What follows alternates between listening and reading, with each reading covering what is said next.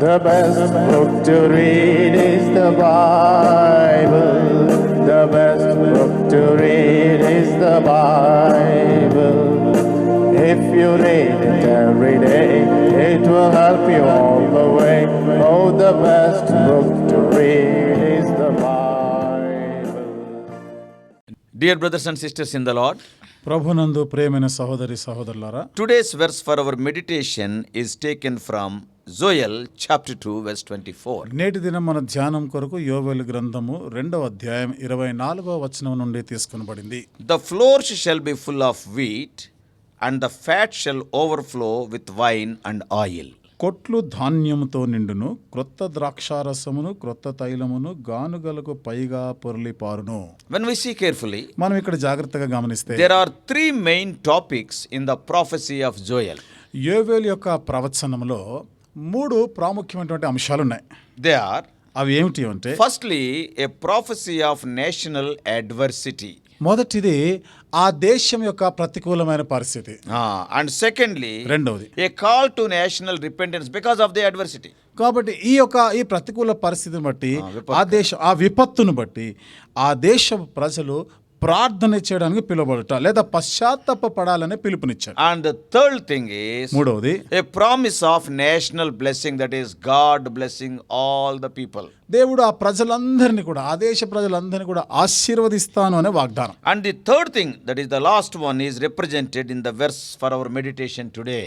మూడవదే చివరిగా మనం చెప్పుకున్న ఈ మాటే నేటి దిన మన వాగ్దాన వచనానికి That సంబంధించి. is the national blessing. కాబట్టి ఇది మన దేశానికి మన జాతికి ఇచ్చే ఆశీర్వాదం. So the adversity, the repentance and the blessing indicate a divine order. కాబట్టి విపత్తు, పశ్చాత్తాపపడుట, ఆశీర్వదించబడుట, ఇది దైవికమైనటువంటి ఒక క్రమం. This was almost like a cyclic thing for the Israelites. కాబట్టి ఇది ఇశ్రాయేలీల జీవితంలో దాదాపుగా అది అలా కొనసాగుతూ ఒక చక్రంలాగా కొనసాగుతూ ఉండేది. Due to their disobedience to God's commands, they fell into adversity. దేవుని ఆజ్ఞకు వారు అవిధేయులైన కారణాన్ని బట్టి విపత్తుల్లో పడేవారు. And whenever these adverse things happened, ఎప్పుడెప్పుడైతే ఈ విపత్తుకరమైన పరిస్థితులు సంభవించేవో they had no other option but to repent before God with a voice of penitential confession. వారు దేవుని యొద్దకు వచ్చి వారు ఎంతో హృదయాంతరం నుండి పశ్చాత్తాపపడేదానికి తప్ప ఇక వేరే దిక్కు ఉండేది It కాదు. was a cry of faith. కాబట్టి విశ్వాసంతో మొరపెట్టారు. Then the Lord hearkened to their cries. అప్పుడు దేవుడు వారి మొర ఆలకించాడు. He restored their losses. కాబట్టి వారు ఎక్కడ నష్టపోయారో సమకూర్చాడు. And he renewed the vows and covenants with them. కాబట్టి ఆయన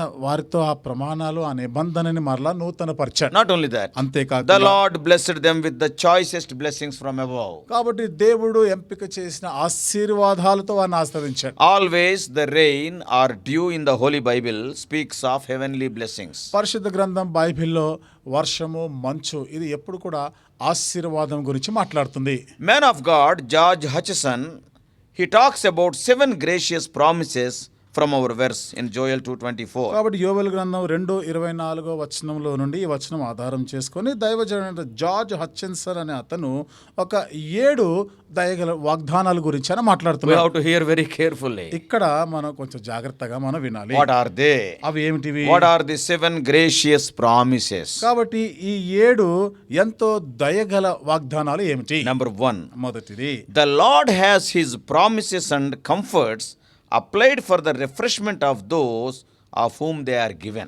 ఎవరికైతే ఈ వాగ్దానాలు ఇవ్వబడ్డాయో వారు ఆదరించబడి నూతన పరచబడడానికి అన్వయింపజేసుకుంటారు. So whenever God gives a promise, it is for our refreshment and also for our comfort. కాబట్టి దేవుడు ఎప్పుడైనా వాగ్దానం మనకి ఇస్తున్నప్పుడు అది మనల్ని ఆదరించడానికి, నూతన పరచడానికి. And secondly, రెండవది, God's kindness towards us will not only refresh us, చూడండి, దేవుని యొక్క దయ, దేవుని యొక్క కరుణ వాత్సల్యత అది కేవలం మనలను నూతనపరచడం మాత్రమే కాకుండా but gladden and refresh our land, our beasts and all our kind, that is property. కాబట్టి మన దేశము కానీ, మన పశువులు, మన సంపద అంతటిని కూడా అవి సంతోషపరిచేవిగాను, నూతన పరిచేవిగాను. What does it mean? అనగా అర్థం ఏమిటి? When God blesses us, He not only refreshes us, He will bless our beasts, He will bless our fields as we are reading in today's verse. దేవుడు మనల్ని ఆశీర్వదిస్తున్నప్పుడు మనల్ని నూతన పరచడం మాత్రమే కాకుండా మనం కలిగి ఉన్న సంపద, పశువులు అన్నింటినీ కూడా ఆయన నూతన That's పరుస్తాడు. why in the Bible we will read, అందుకనే బైబిల్లో మనం చదువుతాం, I will bless thee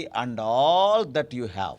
నేను నిన్నును నీకు కలిగి ఉన్న వాటన్నిటినీ ఆశీర్వదించదు. And the third thing, ఇక మూడవ సంగతి, we are instrumental in drawing down blessings on ourselves and on what we enjoy. That is, through us, through our prayers only, the blessings will come down. కాబట్టి మన ద్వారా అనగా మన ప్రార్థనల ద్వారానే ఈ ఆశీర్వాదాలు దిగి వస్తాయి అని అర్థం. God uses us as instruments to draw down the కాబట్టి blessings. ఆ ఆశీర్వాదాలని తీసుకొని రావడంలో దేవుడు మనల్ని సాధనాలుగా ఉంచుతారు, సాధనాలుగా And వాడుకుంటారు. fourth thing, what that gracious promise, నాలుగోది ఆ దయగల వాగ్దానాల్లో నాలుగో సంగతి, God's care for the earth and of the cattle assures us of his respect towards us. కాబట్టి దేవుడు ఈ భూమి గురించి కానీ అంతేకాకుండా మన గురించి ఆయన మన పశువులని ఆశీర్వదిస్తున్నప్పుడు ఆయన మన ఎడల ఎంత గౌరవము కనపరుస్తున్నాడో అర్థమవుతుంది. Not only you, నీవు మాత్రమే కాదు, I will bless yours. That is what you are having, even though they are cattle.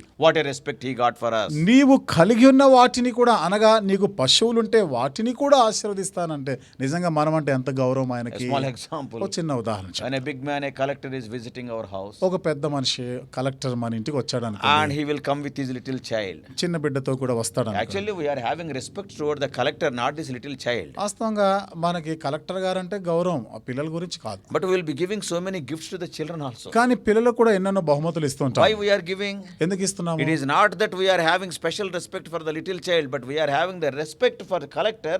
We are giving and refreshing these little children. ఆ చిన్న బిడ్డ అంటే మన గౌరవం అని కాదు, ఆ పెద్ద ఆయన కలెక్టర్ గారిని గౌరవిస్తున్నాం. ఆయనకున్న గౌరవాన్ని బట్టి ఆ పిల్లలకు కూడా మనం ఈ కొన్ని వస్తువులని బహుమతులు In ఇస్తుంటాం. a similar way, అదే రీతిగా when we repent for our sins, God not only blesses us, but God blesses ours also. మన పాపం కొరకై మనం పశ్చాత్తాప పడినప్పుడు దేవుడు మనలను ఆశీర్వదించడం మాత్రమే కాకుండా మనము కలిగి ఉన్న వాటన్నిటినీ ఆశీర్వదిస్తాడు. And the fifth promise, ఐదవ వాగ్దానం, God can make our fears end in joy. కాబట్టి ఆ సంతోషాన్ని కలిగించినప్పుడు భయాలను అంతమొందిస్తాడు. That's why we can have a hope that all these things will end up in joy who fear on God. అందుకనే దేవుని ఎడల భయం కలిగి ఉన్న వారిని ఆయన సంతోషపరుస్తున్నప్పుడు మనకున్న నిరీక్షణ ఏమిటిదంటే భయములన్నీ కూడా తొలగించబడుతున్నాయి. Yes, when we come unto him, all the fears will go away and the end will be joy. మనం ఆయన చెంతకు వచ్చినప్పుడు భయాలన్నీ కూడా తొలగించబడతాయి, చివరికి సంతోషం ఉంటుంది. And the sixth promise is, ఆరో వాగ్దానము, God's great power who promiseth and who hath given proof thereof in executing threatening, may God against fear and effort ground of hope, where the thing promised never so great and difficult. What does it mean? దీని అర్థం ఏమిటిది? See, the promises are so great, sometimes we will have a question, are they possible to be fulfilled? ఈ వాగ్దానాలు ఎంత గొప్పగా ఉంటాయంటే అసలు ఇవి నెరవేర్చబడతాయా అనేటువంటి ఒక సందేహం ఉంటుంది. There will be so many threatenings. Can God execute these things? ఎన్నెన్నో రకాల భయాలు, బెదిరింపులు ఉంటాయి. దేవుడు వీటిని నెరవేర్చగలడా? But God's great power, because the power of the great one who promised it. అయితే ఆ వాగ్దానం చేసిన వాడు గొప్ప శక్తి, అధికారం గలవాడు. And whatever may happen, nothing is impossible to him. He will surely come to make them to pass. ఏది ఏమైనా కానీ అవి నెరవేర్చడానికి దేవునికి అసాధ్యమైనది అంటూ ఏమీ లేదు. There should not be any iota of doubt in your life. కాబట్టి నీ జీవితంలో అనువైన అనుమానం ఉండే అవసరం లేదు. And seventhly, ఏడో మాట, God can remove the fears of his people by actually giving proofs of his love. కాబట్టి ఆయన తన యొక్క ప్రేమ యొక్క రుజువులు కనపరుస్తూ ఆయన ప్రజల్లో ఉన్నటువంటి భయాలన్నీ కూడా తొలగించి వేస్తాడు. These are the 7 things what this man of God, George Hutchison, he wrote regarding Joel 2:24. కాబట్టి దైవజనుడు జార్జ్ హచెసన్ అనే అతను యోవేలు గ్రంథం 2:24లో ఉన్నటువంటి ఈ ఆశీర్వాదాలను ఉద్దేశించి చెప్పిన మాట. When we apply this verse to the present day scenario, ఈ వచనాన్ని ఇప్పుడు ప్రస్తుతం ఉన్నటువంటి ఈ దినాలకి మనం అన్వయింపజేసుకుంటే we can understand that during the latter rain, that is the end days, అనగా దీని ఆ కడవరి దినాల గురించి మనం మాట్లాడితే, and that is the end days, అంటే అంత్య దినాల గురించి, that is the latter rain, అనగా కడవరి వర్షము, the harvest will be plenteous. This is what the Lord is telling. అప్పుడు పంట సమృద్ధిగా ఉంటుంది అంటున్నాడు. అదే దేవుడు చెప్తున్నా The gospel will be preached everywhere and the floors will be full of wheat. కాబట్టి సువార్త అన్ని చోట్ల ప్రకటించబడుతుంది అంటాడు. అక్కడ ధాన్యం కొట్లు ధాన్యంతో నిండును. Many souls will be gathered in. కాబట్టి అనేకమైనటువంటి ఆత్మలు When సమకూర్చబడుతుంటాయి. Satan is working to spoil the work of the Lord, సాతాను దేవుని యొక్క పని పాడు చేయాలనుకుంటున్నప్పుడు simultaneously God also grants the fullness of the Holy Spirit and many will be saved. అదే సమయంలో దేవుడు కూడా తన పరిశుద్ధాత్మను సమృద్ధిగా అనుగ్రహిస్తూ ఉంటాడు. అనేకులు రక్షణ పొందుతుంటారు Because of the working of the Holy Spirit, పరిశుద్ధాత్మ యొక్క కార్యమును బట్టి. a 100-fold fruit will be there. కాబట్టి నూరంతలుగా ఫలం వస్తుంది. For example, ఉదాహరణకి take this corona. ఈ కరోనా గురించి ఆలోచన చేయండి. During 2020, it was almost a nightmare for the whole world. 2020 అంతా కూడా ప్రపంచం అంతటికి ఒక పీడకలలాగా ఉండింది. Everything came under lockdown. కాబట్టి అంతా కూడా ఒక నిర్బంధనలోనికి వచ్చేసి All the companies incurred financial crisis. కాబట్టి పెద్ద కంపెనీలు అన్ని కూడా ఆర్థికమైనటువంటి సంక్షోభానికి వచ్చాయి. Many lost jobs. ఎంతో మంది ఉద్యోగాలు Many people పోగొట్టుకున్నారు. are confined to hospitals. ఎంతో మంది హాస్పిటల్కే Many పరిమితమైపోయారు. people could not come out of their houses. చాలా మంది ఇళ్లలో నుంచి బయటికి రాలేకపోయారు. Oh, people thought that there won't be any gospel. Everything has come to a big full stop. ప్రజలు అనుకున్నారు ఇంకా సువార్త లేదు, జరగదు, అయిపోయింది, అంతం వచ్చేసింది అనుకున్నారు. And you yourself have seen with your own eyes. నీ మట్టుకు నీవే నీ కళ్ళారా చూసావు. Everything has come under lockdown except the gospel. అంత సమస్తము లాక్డౌన్ అయిపోయింది, నిర్బంధించబడింది, కానీ సువార్తకి నిర్బంధన లేదు. How many channels? ఎన్నెన్ని channels In the social media, day and night, messages after messages from the word of God are explained by so many organizations, so many men and women of God. Social మీడియాలో ఎన్నెన్నో సంస్థల ద్వారా ఎంతో మంది దైవజనురాళ్ళు ఎన్నో విధాలుగా దేవుని వాక్యం బోధిస్తూ వివరిస్తూ ఉండడం చూశాం. By seeing the health conditions of other people, many people came to the Lord. ఇతరుల యొక్క ఆరోగ్యపరమైన పరిస్థితులు చూసినప్పుడు అనేకులు ప్రభు దగ్గరికి వచ్చారు. Once upon a time when we were giving a tract, a gospel booklet, people were rejecting. Today everybody is receiving. ఒకప్పుడైతే ఒక కరపత్రిక సువార్త పత్రిక ఇస్తా ఉంటే ప్రజలందరూ కూడా నిరాకరిస్తూ త్రోసివేసేవారు, కానీ ఈ రోజు అందరూ కూడా అంగీకరిస్తున్నారు. Because of the working of the Holy Spirit, a 100-fold fruit is seen. పరిశుద్ధాత్మ కార్యం జరిగిస్తున్న కారణాన్ని బట్టి నూరంతలుగా ఫలాన్ని మనం That చూడగలుగుతున్నాం. is what is promised here in Joel 2:24. అదే యోవేలు గ్రంథం 2:24లో ఆ మాటలే వాగ్దానం చేయబడ్డాయి. Our God is a God of restoration. మన దేవుడు మనలా సమకూర్చే దేవుడు. Sometimes in life we lost things, but God will restore. కొన్నిసార్లు మన జీవితంలో మనం కొన్ని నష్టపోతూ ఉంటాం, అయితే దేవుడు వాటన్నిటిని సమకూరుస్తాడు. Some examples of restoration from the word of God. కొన్ని సమకూర్చబడే దాని గురించినటువంటి కొన్ని ఉదాహరణలు దేవుని వాక్యంలో నుండి మనం చూస్తే, Prodigal son. చూడండి, తప్పిపోయిన కుమారుడు, And even in the case of Nebuchadnezzar. Nebuchadnezzar విషయంలో కూడా, And the lost coin. అంతేకాదు పోగొట్టుకున్న నాణ్యం, And also the lost sheep.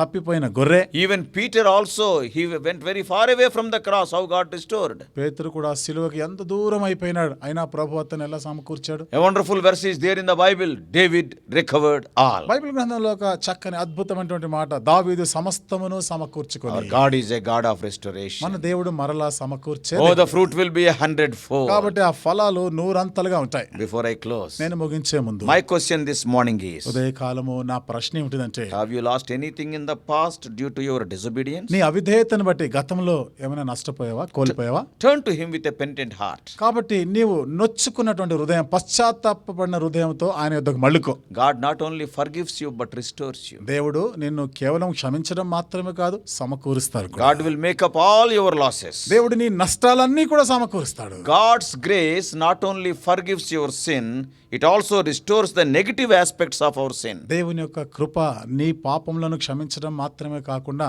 నీలో ఉన్నటువంటి ప్రతికూలమైన వాటిని కూడా సరిచేస్తాడు. He will do great things in future. రాబో దినాల్లో భవిష్యత్తులో గొప్ప కార్యాలు చేస్తాడు. May God help you to confess your failures and enjoy the blessings of today's promise. నీ పతనాలన్నీ కూడా ఒప్పుకొని నేటి దిన వాగ్దానంలో ఉన్న ఆశీర్వాదాలన్నీ కూడా ఆనందించి అనుభవించలాగిన దేవుడు నీకు సహాయం Don't చేయాలి. continue in your failure. నీ పడిపోయిన స్థితిలో ఆ పతనాల్లోనే కొనసాగకు. Don't have any doubt. ఏ అనుమానం పెట్టుకోకు. God is a God of love, He is a God of forgiveness, and He is a God of restoration. దేవుడు ప్రేమై ఉన్నాడు, దేవుడు క్షమించేవాడు, నిన్ను లేవనెత్తేవాడు కూడా ఆయన. God never wants to continue in that discouraged state. దేవుడు ఆ నిరాశ, ఆ నిరుత్సాహ పరిస్థితిలోనే ఉండిపోవాలి, కొనసాగాలని ఎన్నడూ కోరడాలి. Look unto him. ఆయన వైపు చూడు. Be restored. నువ్వు మరలా సమకూర్చబడి ఉన్నావు. Regain all the losses. కాబట్టి నష్టం అంతని కూడా మరలా ఆర్జించుకో. May God help you. దేవుడు నీకు సహాయం చేయనుగాక. Dear brothers and sisters, ప్రియమైన సహోదరి సహోదరులారా, at the end of every message, 3 to 4 slides are uploaded. ప్రతి వర్తమానంకి ముగింపులో చివరి భాగంలో ఒక 3-4 స్లైడ్స్ కూడా ఉంచబడ్డాయి. And they are more informative. అవి ఎక్కువైన సమాచారాన్ని మనకిస్తాయి. And please go through them also. దయచేసి వాటిని కూడా వీక్షించండి.